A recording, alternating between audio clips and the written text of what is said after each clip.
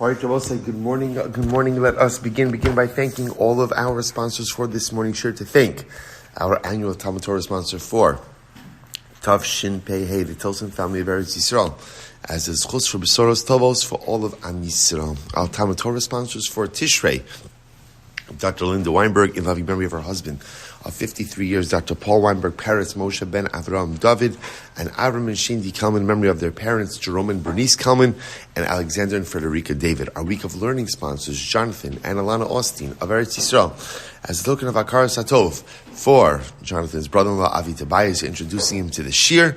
May HKBH Baruch Hu continue to give all of us the strength and the wisdom to keep on swimming through the Yam Shel Talmud. Our Daf Yomi sponsors, Matt and Rina Walter, in honor of Neshama Lebowitz for all of her kindness. We hope that in the merit of our Talmud Torah, all of the Neshama Lebowitz, the families in Nechama, Halavai, our hostages will come home. B'shalom and Bekarav, and our soldiers should be successful. B'chol ma'aseh yedehem. But with that, let us begin. We have a lot to do today. Today's daf is Kuf Zayin 107. We are picking up in Meretz Hashem, Kuf Vav Amud Beis. We got up right. We pretty much got to the two dots. But I just wanted to go back just for a second, because remember again, the Gemara had a statement of Rabbi Yossi, and Rabbi Yossi said, "Achin shachalko." If brothers are dividing up an estate, and halach l'maisa, the way they're dividing it up is through a lottery system. Once the first brother went ahead and draws his lot, the other brothers automatically acquire their portions. So the Gemara, Rabbi Yossi modeled this after the division of Eretz Yisrael. What was the problem the Gemara raised? Is that the division of Eretz Yisrael was done through lots, a lottery system, as well as Urim V'Tumim. So this is not happening with lots and Urim V'Tumim. So what's going on over here? To which the Gemara answered, Amravashi Bahu Hano, right in the middle of the daf, Kuf Vav Amud Beis. Bahu Bano, the Katsaisi Lahadadi, Gamri Umakni Lahadadi. With now literally translated, with the Hano that they yield to one another. Ultimately, again, each one acquires his portion. Take a look at the Rashbam for just a moment, because I did this quickly at the end of yesterday's daf. Amravashi, Li'olam Kitchilas Eretz Yisrael Kona Goro.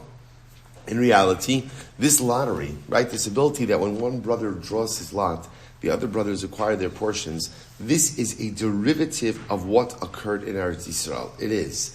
With the Kashilacha, Ima Lahalon, but the question you raised about Eretz Yisrael, being with Urim V'Tumim, what about by this case? Hainu time of the Lotzarach Kulei Hainu Shum Degamri Belevav Shalim Umakni Lemashi Ya'ala Agoral Midi Mahani Gomer Daitam Im Agoral Urim V'Tumim. Both say this is incredible. So why does this case work? Since all of the brothers want this to work, right? Since the brothers in this situation, they want it to work. They want it to be that when brother number one draws his lot, he acquires his portion, they acquire their portions. Because they all want it, Lashon Avir is so powerful. Mishum degamri belevav shalim, umakni l'mishi yala goro miyad. Because they all agree to this with a lev shalim, and they want it to work. That whoever draws the lot acquires his portion. Mahani gimar daitam, their desire, together with the goro, together with the lottery, works k'urim v'tumim. The mahani afilu heichad sorbo, isn't that incredible? So what is the Gemara saying? Since the brothers want this system, right, and they're yielding to one another, it works like the Urim V'Tumim and a lottery. It's incredible. And therefore, Allah Chalamaysa, once brother one goes ahead and draws his lot, the others go ahead and acquire their portions. They both say, please appreciate the ridiculous and overwhelming and profound and holy Musar Haskell.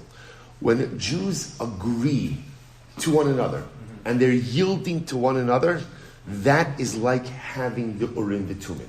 That is like having the Beis HaMikdash. There is no greater thing in this universe than when, as a people, we are able to get on the same page about things. Not about it. Remember, we don't know how these brothers generally interact, right? And for all we know, again, these brothers agree on almost nothing. But in this situation, they're all, look at the Lashon of the Rashbam again. Degamri belevav shalim. When they are vested in this with a complete heart, then this entire process takes on the energy as if there were Urim V'Tumim. That is the power of Achdus. That is the power of being vested in something for Klal Yisrael, belev shalim. When Yidden have a complete heart and are totally invested in one another, it doesn't have to be in everything, but in something, that initiative, that event, that moment has the power of Urim v'Tumim. The power of Achdus is the power of Urim v'Tumim. The power of Leiv Shalim is the power of the Beis HaMikdash. The power of Achdus has the ability to make ridiculously amazing things happen. Incredible. Let's go weiter. Very interesting case. Reuven and Shimon, Yaakov died. Reuven and Shimon divided up the estate. They waited till after the Levaya, right? So they divided up the estate. So what happens? So now, turns out, who shows up during Shiva, right? Who shows up? Levi. Who's Levi? It's a little awkward, right? The brother they never knew that they had, right? So Levi shows up. A lot of stuff is coming out about Yaakov during Shiva, right? So what happens? So Levi shows up, and now Levi is owed a piece of the inheritance. The problem is that the estate has been divided up amongst Reuven and Shimon. So now what happens? So Rav Amar Batla Machlokes. Rav says, okay, the first division is null and void, and they have to redivide the estate. Now understanding that there is a new brother on the scene. Shmuel says, no, Mekamsin. Mekamsin means no. What happens is Reuven gives a piece of his portion, and Shimon gives a piece of his portion, and that's the halacha. So in other words, the original division remains, just each brother now has to yield something to the newfound brother Levi. Amalei Rav Nachman. So Rav said to Rav Nachman, the Rav Damar Batla Machlokes, according to Rav, who says that with the appearance of Levi, the original division is totally void. Alma Hadar Dina. So I'll say, what do you see from here? You see that even after something is decided halachically, Hadar Dina. Hadar Dina, if you look at the Rashbam, he says, it's like in the middle of the widest lines, Hadar Dina, Kalomar, Chozeres HaChaluka B'Shil Shenatlu Chalkam Shlomidas. So Hadar Dina means you could walk back a judgment. In other words, splitting up of the estate is essentially the creation of a legal reality. Now that new information has been introduced, we could walk back that legal reality. It goes back, Hadar Dina. But if that's the case, listen to this. Hani beit lasa the kami va'azal beit treminay upalag. So let's say this. Let's say you have Reuven, Shimon, and Levi. Reuven, Shimon, and Levi are business partners. They're business partners.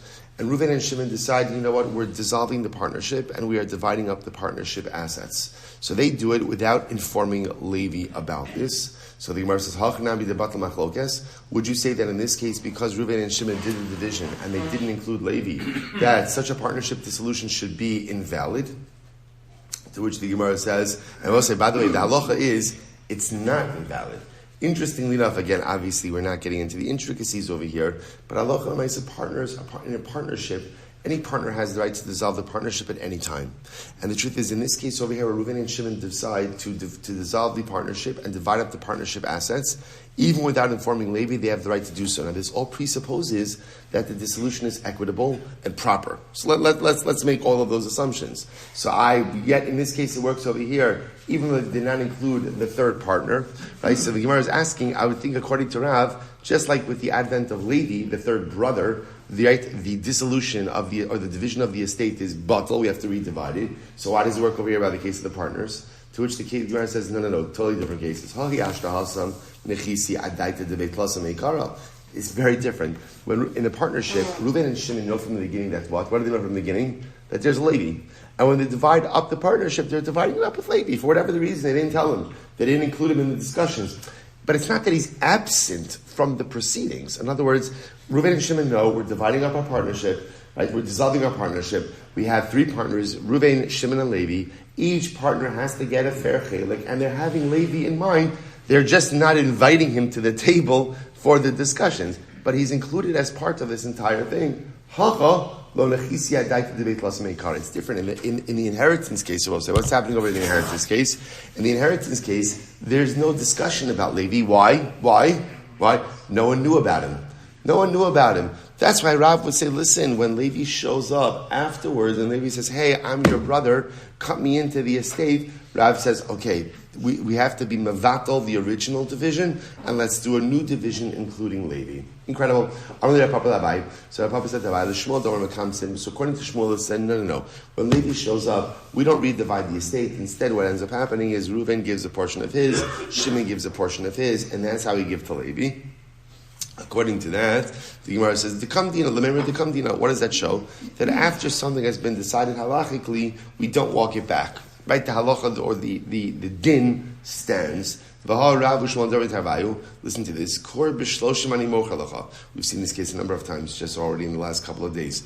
Right? I say to Reuven, I'm selling you a core of produce for 30 sela. Right?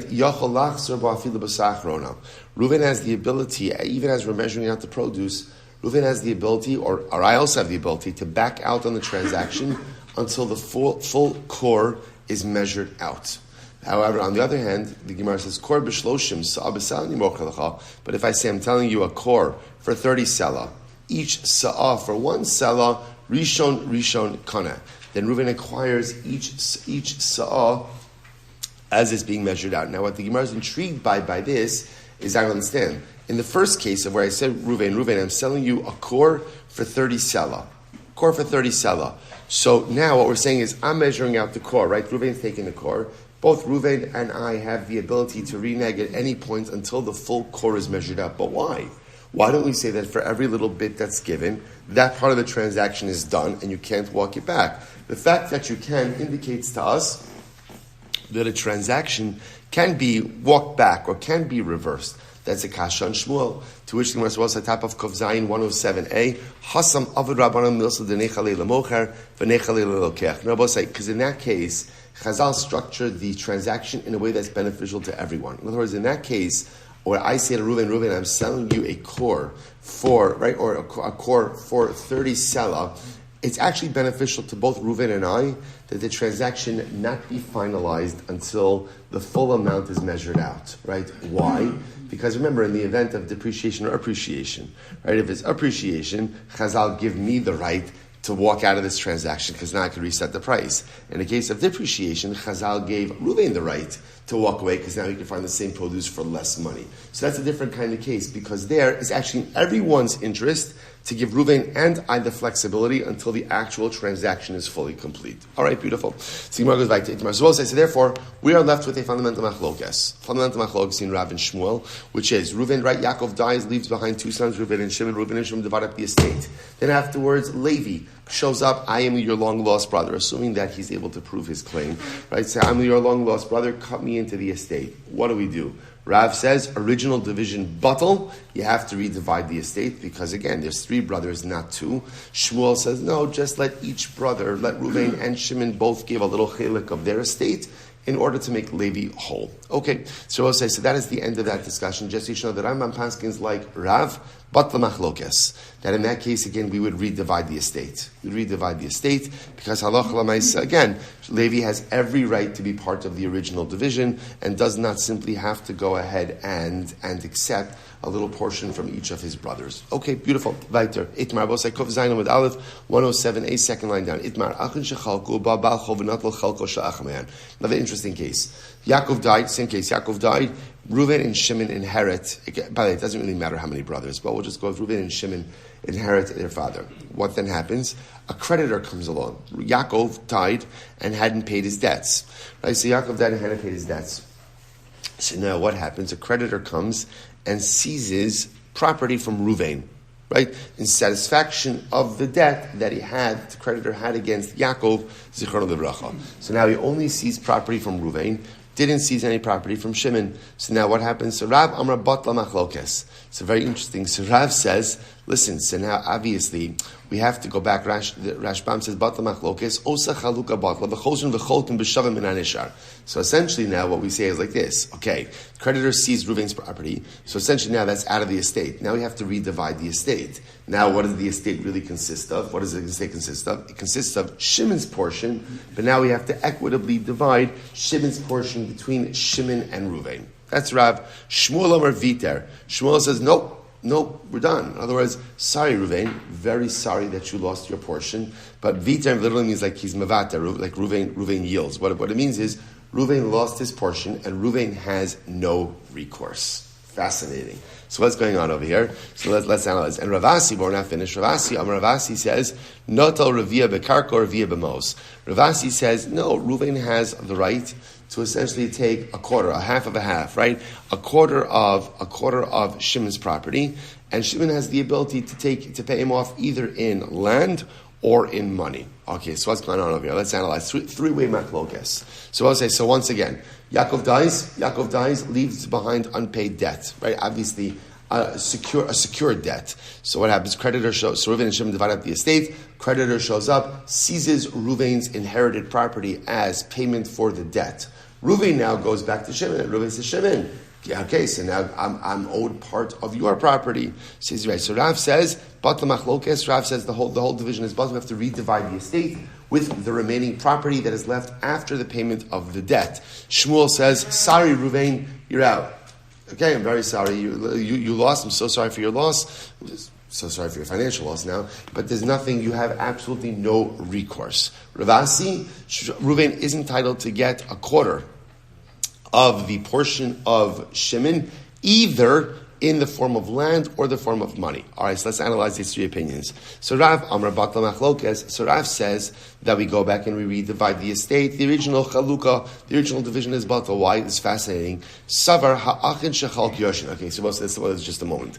We've spoken about this concept a number of times throughout our journeys in Shas, which is when brothers divide up an estate.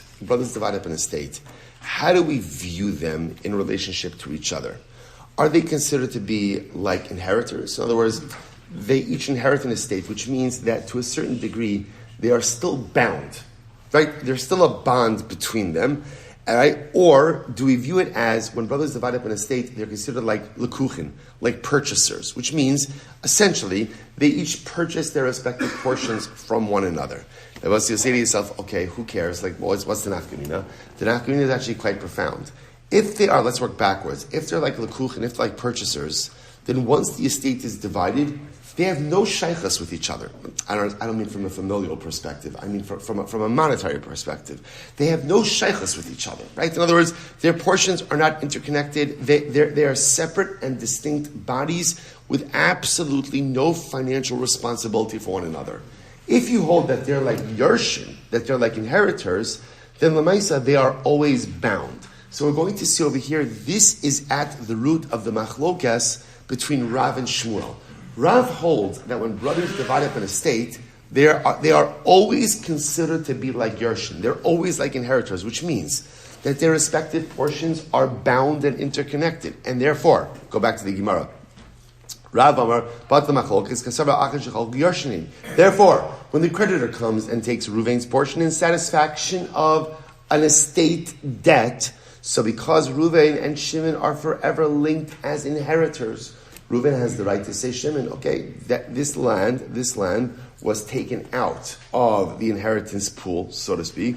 So really it turns out that the only land that's in the inheritance pool is the land that you're currently holding, and therefore, let's divide that up between me and you. The Rashbam points out over here, but also what comes into play is the concept of breira, which we don't, for our purposes this morning, we don't have to get into this right now, but retroactive clarification. So that's Rav. Shmuel says, Viter. Shmuel says, no. Once the creditor seizes the property from Reuven, Reuven's out. What's the logic? So we'll say, this is incredible. Shmuel, on the other hand, holds that no. Brothers, when they divide up an estate, are like they go ahead and they purchase property from one another. Because we'll say, remember again, how does it work? How does it work with inheritance? So, right, the way it works with inheritance is when Yaakov dies and Yaakov leaves behind Reuven and Shimon. What do Reuven and Shimon own? What do they own? What do they each own? So really what they do is they each own 50% of everything. In other words, right, their ownership interests are considered to be fundamentally intertangled, right? It's not the pshat that halacha says, well, Reuven, you own, the east, and Shimon, you own the west. They each own a chilik of everything, and therefore their ownership interests are totally intermingled and intertwined. What happens is when you divide up an estate, essentially, Reuven is buying out Shimon, and Shimon is buying out Reuven. That's how Shmuel understands it. So they're purchasers. And because they're purchasers, once that division is complete, their interests are forever unintertwined, untangled, are separate. Right? Yeah, it's easier, right? Are separate, right? Their ownership interests are just forever separate. And therefore, when the creditor comes and seizes the property from Reuven, Shimon's like, so sorry.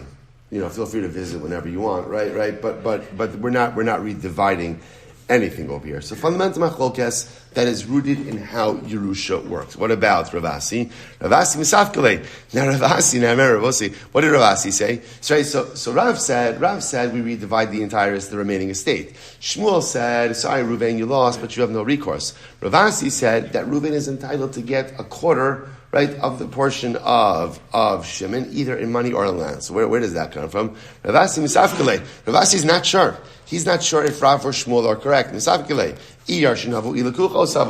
not sure. Are inheritors considered to be purchasers, or are they inheritors? Therefore, Hilchach noter revia bekarka revia b'mos. So he kind of comes like with a compromise position. So he's not going to award Reuven half of Shimon's portion, but he's not going to give him nothing. So therefore, he gives him a quarter. Interesting. Amar Papa says Hilchach b'chol hani shmaisisa mekamsin. So Papa says the halacha is in all of these cases, we always give the brother who is out, the brother who has nothing, a piece of the remaining portion. So that would mean in the first case, right? In the first case, Levi, who's the new brother who shows up, he gets a little slice of Reuven and Shimon's property. And in this case over here, Reuven, whose property was seized by the creditor, gets a little portion of Shimon's property. So the Gemara says, Amemar says no, batla machlokes. Amemar says no, in all of these cases, we say batla machlokes. In all of these cases where essentially new information comes, whether it's new information in the form of a new brother, Mazel Tov, right? Or it's new information in the form of a creditor that no one knew about who came and seized property. In all these cases, what that forces us to do is redivide the estate with the remaining property. The hilchasa batla machlokes. And we'll say the halacha is in all of these cases, we essentially annul. We're mevatel the original division, and now again with all the new information in hand, redivide the estate. And I will say that is indeed how we paskin. So as we mentioned, in case number one, when Levi, the new brother, shows up, we're going to redivide the estate totally between three brothers. And in case number two, where the creditor seizes the property from Reuven, the halacha says, okay, that really should have kind of been taken off the table from the beginning, and now we redivide whatever is left from the estate between Reuven and Shimon. Beautiful. All right, let's go weiter. Says the Gemara. We'll say, so an interesting case over here. Three people come to assess property. So we actually made a little bit of reference to this in yesterday's daf.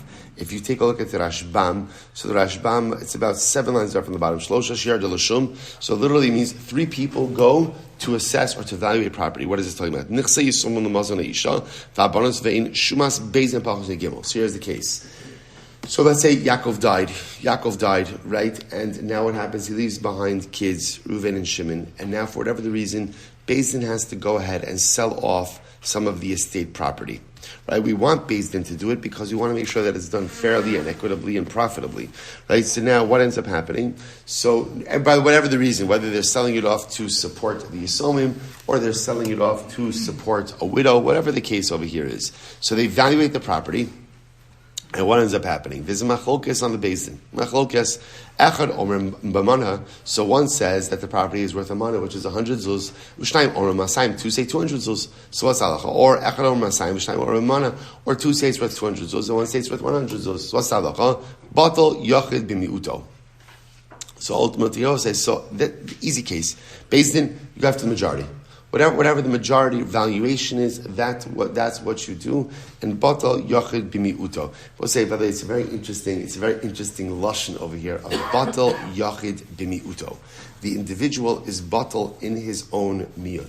So I'll say, tremendous Musar Haskell like this as well. You know, sometimes one of the most difficult things in life is to try to figure out that if you're saying one thing and everyone else around you is saying something different, right? So Sometimes the world has lost its way, and I'm the one who's right. Which these are the times in which we are absolutely living. Right? These are the times in which we are living, where the world, in a very large degree, has lost its way, and we are right. Klal Yisrael, Eretz Yisrael, Am Yisroel are right. But there are other times, I will say, where you're saying one thing, and if everyone else is saying something different, that you're wrong. And it's foolishness to stand your ground. Now, what does that depend on? Everything depends on who the other voices in your life are. Right? So, in other words, in the global sphere, unfortunately, we know who so many of those other voices are. And that's why I have every single right to discount them and to ignore them, even though they're the majority and we're the minority. But when you're surrounded by good people and spiritually conscientious people, and those around you are saying X, and you're saying Y, sometimes people get so caught up in promoting their own flag, right? In promoting their own vision, that they don't take a step back and say, hey, maybe if everyone else is saying this, and I'm the only guy over here, batal yachid bimiuto. A person sometimes has to be humble enough to say that I'm probably wrong. If everyone else around me, who are good people, solid people, are giving a different kind of message. Now again, is it always like that? Sometimes it's not like that. But again, that's batal yachid bimiuto. If you're the only person, and the people around you are good people, solid people rooted in a true framework of Yiddishkeit and ruchnius and holiness, and they're telling you what you're doing is not right. It's gaiva, it's arrogance to continue to persist. Sometimes in life we have to be machneh, we have to humble ourselves and say, batal yachid b'mi'uto. Okay, echad omer amana, v'echad omer be'esrim, v'echad omer b'shloshim. This is an interesting case. What happens if there's a three-way machlokes on the Beis Din? One dayan says the land is worth 100 zuz. One says it's worth esrim. Esrim in this context is 20 sloim, which is 80 zuz. Ve'echad omer b'shloshim. And one says ultimately it's worth 120 zuz. That's 30 sloim, right? Worth 120 zuz. So what's going on over here? So I'll say, so now again, you've got 100, 80, and 120. What do I do in this case? Nidon b'mana. We go with the 100. Essentially, we go with the middle mark. Rabbi Elazar Tzaddik Omer, Nidon b'tishin. Rabbi Elazar Tzaddik says, no, you evaluate this at 90. Okay, well, we'll go through where he gets this from. 90 zuz. Achirim say, Ose shuma b'nehem or mishal shalim. So we'll say the Achirim say, and this is quite interesting, the Achirim say, essentially you take the difference between the highest valuation, the lowest valuation, divide that by 3, and add that back to the lowest valuation. Okay, again, we'll see all this in the Gemara. So 3 machlokes. So again, if you have 2 opinions on the Beis Din, we go ultimately again with the majority. 3 different opinions. So 3 different opinions on the Beis Din. There's 3 different opinions or 2 different opinions about how to go ahead and resolve that. Rabbi Eliezer and the Chachamim. Okay, Ma'amdar Nido Memana Milsa Mitziyasa. So the one who says Rabbi Eliezer Salik, who says that we go with a mana, 3 different opinions. Tanakama, Rabbi Eliezer, and Achirim. So the one who says that we evaluate at 100, so that makes sense. That's the midpoint opinion. Because remember again, in the case of 3 machlokes, what did you have? Essentially you had 80, 100, 120. So go with 100, that's the middle opinion. Rabbi Eliezer, Rabbi Tzaddik Omer, Nido Matishim. Why does he say evaluate it at 90 zuz? Where does that come from? Kasavar, ha'ara, this land in reality was not expecting that Amud Beis, considering the size of these dapim up until now. This is a little bit of a surprise, I'm not going to lie. Last night when I saw this. So the Gemara says as follows, but it's okay, tomorrow's short. So the Gemara says, so Rabbi Elazar says, Nidon B'tishin, he holds why? Ha'ara, this land, Tisha Shava, is really worth 90. It's worth 90 zuz. The one who said 80 zuz, okay, so he made a mistake, ultimately again, by 10 zuz. He underappreciated it or undervalued it by 10 zuz.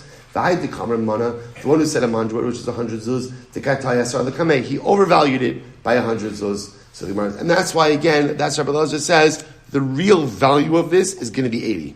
Real value of this is going to be 80. 90. The Gemara says, Adrabah. Why is that? Why don't we say, Hi Aramea V'asara Shavya? Or it seems very arbitrary. So why don't you say the real value of this is 110 zuz? And the one who said 100 zuz, he undervalued it by 10 zuz. And the one who said 120, overvalued it by 10 zuz. In other words, it just seems arbitrary. To which the Gemara says, Nakut mias trei kamai biadacha, the moseres manala mafkile. So I'll say either way, ultimately again, take from these 2 initial opinions that Allah again the TORAH mana, because they at least they're within the same ballpark of a mana. Because remember again, what happens is in this case over here, the 100 and 120, there's at least an overlap over here that they're both agreeing that the minimum value of this is a mana. The guy at 80 is really from a totally different perspective. Okay, so achirim, when the achirim say, so osim shuma beinein umeshal shalin. So the achirim say that essentially, again, we take the difference between the lowest and the highest, divided by 3, add that back to the lowest. Where does that come from? Kasavri, hai aratishin utlasa v'tilsa shavya. The land is really worth, it's interesting, 93 and a third zuz. First wide line, so the Gemara says, Hai deka amri esrim, so the one who says that it was worth 20 sloim, katoyi tlesa utlisa. So he ultimately, again, he's making a mistake by 13 and a half. So he's undervaluing it by 13 and a half zuz. The one who says that it's worth 100 zuz, he's making a mistake, ultimately again, of 13 and a third zuz of over-appreciation. See, normally again he would have said, he would have made a valuation even higher than 100. But why? So why didn't he make a valuation of higher than 100? He says, no, it already doesn't look right because I've already gone ahead and added on so much to the valuation of my fellow judge. See, just the opposite. Again, once again, this sounds very arbitrary. Why not just say that the land is really worth 113 and a third zuz? So the Gemara says, "Hi, the Kamramana." The one who says that it's only worth 100, he's making a mistake of underappreciating it by 13 and a third zuz. And the one who says shloshim, 30 slam, he's overappreciating it by 13 and a third zuz. To come at tvei. In reality, you'd value it higher. So the Gemara says, Savar mistoi to come at fina koli haya chavroi. Ultimately, again, but he's afraid to be, not afraid, he's nervous to because he's saying his valuation is already so much higher than his friends. No good. Mia trei kamai biadecha. So at least go ahead and you can take the first two opinions in your hand. Why? The torah mea lo mafkile. Because ultimately, again, they are still within the ballpark of mea. Okay, so we'll say, so therefore, 3 different opinions as to how to evaluate the property when you have 3 different judges. Tanakama, go with the middle valuation. Rabbi Eliezer said go with 90. Go with 90. 90 sloim. 90 zuzim. Sorry, 90 zuzim. And the achirim come up with this formula of the difference between the highest and lowest divided by 3 and add that back to the lowest. And again, all the svaras for each of them. So the Gemara says as follows: Amar Rafuna halacha ke'achirim. So interestingly enough, Rafuna said halacha follows the achirim. That last approach that takes the valuation of least and greatest divided by 3, add it back to the least. Amar Ravashi taima da'achirim lo yadinan hilchas avdinan kavasayim. So I'll say this is great. So Ravashi said, how can you say that we pass like the achirim? No one has any idea why they say what they say. Like, in other words, this just seems to be like a random mathematical solution that it's great because, whenever you create like mathematical solutions, so those of us who are a little bit insecure about math automatically become very deferential. Oh, okay, it sounds like if you're taking the least and the greatest, dividing it by 3, adding it back to the... again, I'm not good at math, so that sounds very complicated, so I'll go with it. You must know what you're talking about if you come up with a mathematical solution like that. So it's so fascinating. So what happens? Rav Huna says, Allah follows the achirim. Rav Ashi says, what are you talking about?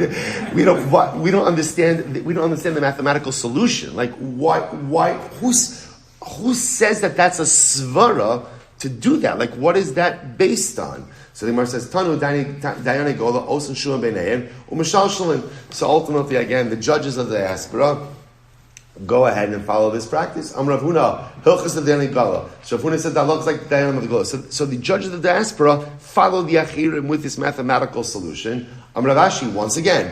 Taima de daini gola lo yadinon hilchasa avdinan kavasaychu. Once again, I understand. And I will say, sometimes just because you keep saying the same thing over and over doesn't make it correct. Right? So, in other words, Rav Ashi keeps saying, everybody keeps saying that the halacha follows the achirim. Rav Ashi says, fine, explain to me why this mathematical, what's the word? formula, right? Why the mathematical formula or model? Tell me why it works. I just don't understand why it works. If you could explain to me why it works. So you keep telling me that halacha follows the achir. You keep telling me that halacha l'maisa, that the dayana gola pass like the achir. Rav says, that's fine. You can tell me whoever passes like it. I still don't understand why it would work. And until you explain to me why it would work, halacha l'maisa, ultimately, again, we're not going to follow. So we'll say, how do we pass in this case? The Rambam paskins in this case, ultimately, again, as nidon betchila. Nidon betchila. So, nidon b'mara. So the way the Rambam paskins over here is, in this kind of case, we have a three-way machlokes in the Beis Din. We go with the middle approach. So again, in this case, if it plotted out very beautifully what the middle approach is, there was a difference between, there are three opinions, 80, 100, 120.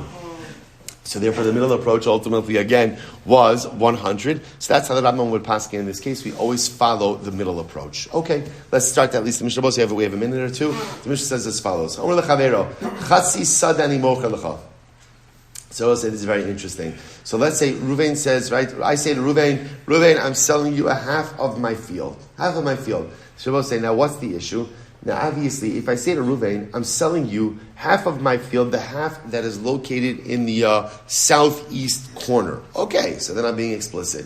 The issue over here is I didn't do that. So instead, I just say I'm selling you a half of my field without indicating which part of the field I am actually selling. So what's the halacha in this case? So we